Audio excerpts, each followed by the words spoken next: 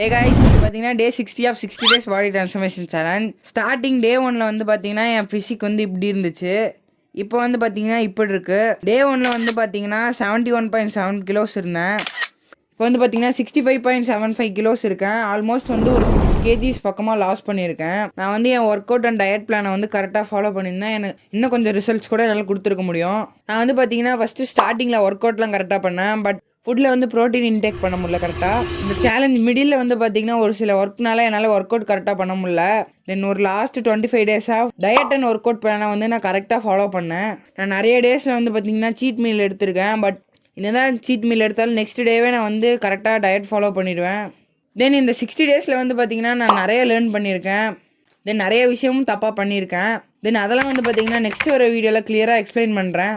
I am satisfied with my result. நான் போட்ட எஃபர்ட்டுக்கு வந்து பார்த்தீங்கன்னா கரெக்டான ரிசல்ட் தான் வந்திருக்கு. நான் இந்த சேலஞ்சில் வந்து